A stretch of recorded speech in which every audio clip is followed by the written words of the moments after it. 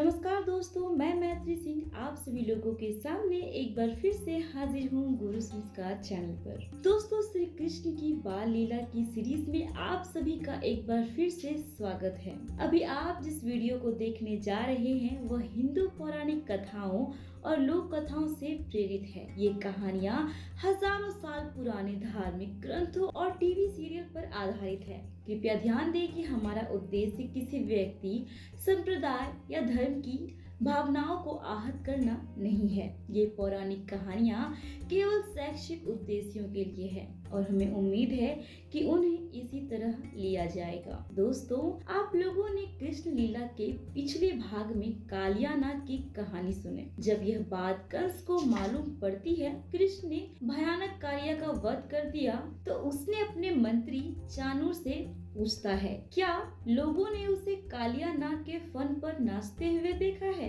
तो चाणूर कहता है, जी हाँ महाराज। यह सुनकर कंस भयभीत हो जाता है। यह कथा वेब दुनिया से ली गई है। फिर वह पूछता है, अपनी आंखों से? चाणूर कहता है, जी। यह सुनकर वो और भी भयभीत हो जाता है। तब वो कहता है, अवश्य उनकी आंखों पर किसी माया ने पर्दा डाल दिया होगा, किसी तांत्रिक ने जादू कर दिया होगा, यह असंभव है।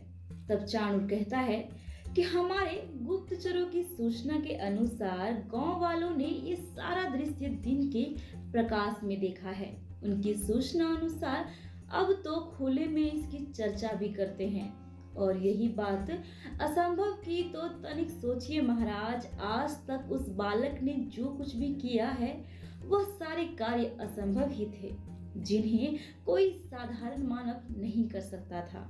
सोचिए ऐसा कौन सा असंभव कार्य है जो उसने नहीं किया। इसलिए महाराज अब हमें यह मानकर ही आगे चलना है कि हमारा सामना किसी साधारण मानव से नहीं वरन किसी शक्तिशाली देवता से है। यह सुनकर भयभीत कंस कहता है, नहीं, किसी देवता से नहीं बल्कि स्वयं भगवान विष्णु से है। तब चाणूर कहता है, हो सकता है यह स्वयं विष्णु ही है। इस पर कंस कहता है, हो सकता नहीं है, ये स्वयं विष्णु ही है। चाणूर कहता है, जो भी है, अब हमें ये सोचना होगा कि अब हमें क्या करना होगा।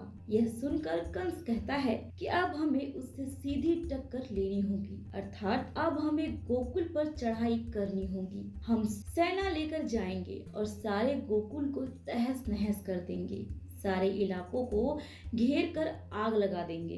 तब चाणूर समझाता है कि हम गोकुल पर चढ़ाई नहीं कर सकते क्योंकि गोकुल में अब उस बालक को भगवान समझने लगे हैं और वे एकजुट होकर हमारी सेना को घेर लेंगे। जनता के सामने सेना बेबस हो जाएगी।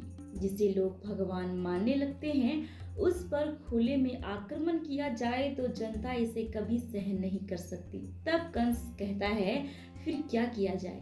यह सुनकर चाणूर कहता है, वही सोच रहा हूँ कि जनता में कैसे फूट डाली जाए। कुछ ऐसे बुद्धि जीजी लोग ढूंढने होंगे जो कृष्ण को एक छलिया और कपटी सिद्ध कर सके। तब कंस कहता है कि नहीं चाणूर, ये गोकुल में नहीं हो सकता क्योंकि ऐसे बुद्धिमान लोग केवल नगरों में ही मिलते हैं। गांव के लोग सच्चे और दृढ़ होते हैं, उनका विश्वास नहीं दिखाया जा सकता।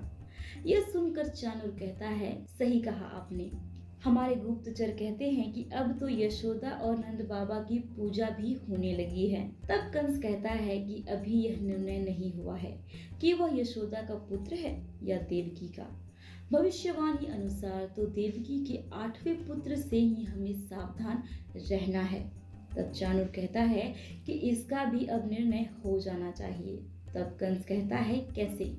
इस पर चाणूर कहता है कि यदि देवकी और वासुदेव की मृत्यु हो जाए, क्योंकि माता पिता की अंत्येष्टि और श्राद्ध कराने के लिए उसे किसी न किसी बहाने मथुरा अवश्य लाया जाएगा। यह सुनकर कंस कहता है कि हाँ, अवश्य लाया जाएगा। तब चाणूर कहता है कि इससे एक तो यह सिद्ध हो जाएगा कि वह देवकी का पुत्र है कि नहीं, और दूसरा यह कि मथुरा में आए कृष्ण का संहार करना आसान हो जाएगा। आपका हाथी राह चलते उसे कुचल सकता है महाराज। यह सुनकर कंस कहता है कि सुंदर, अति सुंदर। परंतु देवकी और वासुदेव की मृत्यु कब होगी? तब चाणूर कहता है आज ही रात को। कंस कहता है आज रात को। तब चाणूर दोनों को मारने की योजना बताता है। यह सुनकर कंस प्रसन्न हो जाता है। चाणूर की योजना के तहत सभी पहरेदारों को मदिरा के नशे में चूर कर दिया जाता है। फिर चाणूर और कंस दोनों कारागार में जाते हैं। चाणूर कहता है जाइए महाराज भीतर। कारागार में देवकी और वासुदेव दोनों गहरी नींद में सोए रहते हैं। कंस धीरे धीरे दबे पांव आगे बढ़ता है और उनके पास पहुंचकर धीरे से तलवार निकालकर उन्हें मारने ही लगता है। तभी वहां शेषनाग प्रकट होकर फुफकार कर उसे वहां से भगा देते हैं। कंस चाणूर चाणूर चीखता और गिरता पड़ता हुआ वहां से बाहर निकल जाता है। तो चाणूर उसे उठाकर पूछता है क्या हुआ महाराज? कंस कहता है चाणूर सांप सांप। चाणूर कहता है सांप कहाँ है महाराज? कंस कहता है चलो भागो। दोनों वहां से भाग जाते हैं। दोस्तों, आप सभी को यह रहस्यमय जानकारी कैसी लगी आप में जरूर बताएं। और हाँ दोस्तों, हमारे गुरु संस्कार चैनल को सब्सक्राइब करना ना भूलें।